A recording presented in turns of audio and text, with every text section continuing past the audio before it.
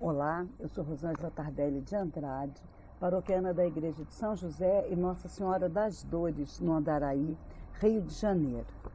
Estou aqui para dar início à leitura, ao estudo da carta encíclica do Sumo Pontífice Francisco.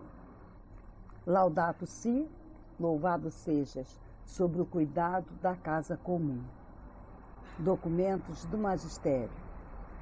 Louvado sejas, meu Senhor, pela nossa irmã, a Mãe Terra, que nos sustenta, governa e produz variados frutos, flores coloridas e verduras.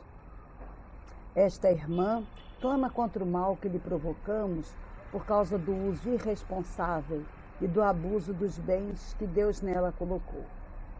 Crescemos pensando que éramos seus proprietários e dominadores, autorizados a saqueá-la. A violência que está no coração humano, ferido pelo pecado, vislumbra-se nos sintomas de doenças que notamos no solo, na água, no ar e nos seres vivos. Por isso, entre os pobres mais abandonados e maltratados, conta-se nossa terra oprimida e devastada, que geme as dores do parto. Esquecemos-nos que nós mesmos somos terra. O nosso corpo é constituído pelos elementos do planeta. Seu ar permite-nos respirar e a água vivifica-nos e restaura-nos. Nada neste mundo nos é indiferente. Mais de 50 anos atrás, quando o mundo estava oscilando sobre o fio de uma crise nuclear, o Santo Papa João XXIII escreveu uma encíclica, na qual não se limitava a rejeitar a guerra, mas quis transmitir uma proposta de paz. Dirigiu a sua mensagem, Pacem Terris, a todo o mundo católico, mas acrescentava, e a todas as pessoas de boa vontade. Agora, à vista da deteriorização global do ambiente, quero dirigir-me a cada pessoa que habita neste planeta. Na minha exortação Evangelii Gaudium, escrevi aos membros da Igreja, a fim de os mobilizar para um processo de reforma missionária ainda pendente. Nessa encíclica, pretendo especialmente entrar em diálogo com todos acerca da nossa casa comum. 8 anos depois da Pacem Terris, em 1971, o beato Paulo VI referiu-se à problemática ecológica, apresentando-a como uma crise que é consequência dramática da atividade descontrolada do ser humano. Por motivo de uma exploração inconsiderada da natureza, o ser humano começa a correr o risco de destruir e de vir a ser, também ele, vítima dessa degradação. E, dirigindo-se à possibilidade de uma catástrofe ecológica sob o efeito da explosão da civilização industrial, sublinhando a necessidade urgente de uma mudança radical no comportamento da humanidade. Porque os progressos científicos mais extraordinários, as invenções técnicas mais assombrosas, o desenvolvimento econômico mais prodigioso, se não estiverem unidos a um progresso social e moral, voltam-se necessariamente contra o homem.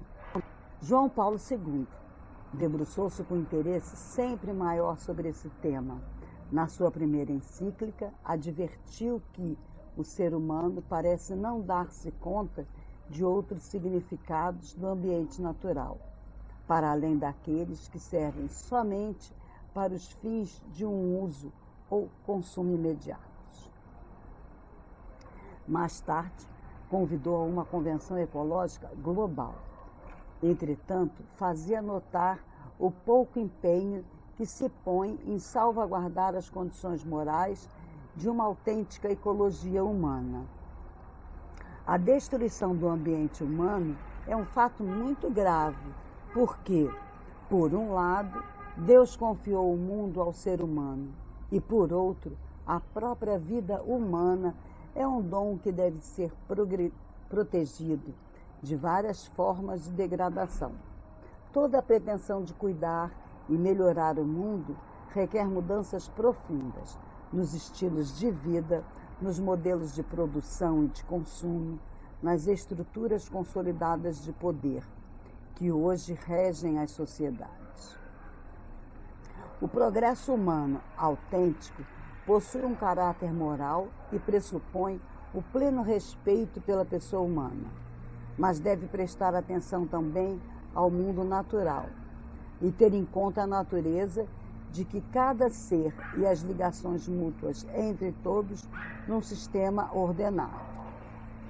Assim, a capacidade do ser humano transformar a realidade deve desenvolver-se com base na doação originária das coisas por parte de Deus. O meu predecessor, Bento XVI, renovou o convite a eliminar as causas estruturais das disfunções da economia mundial e corrigir os modelos de crescimento que parecem incapazes de garantir o respeito do meio ambiente.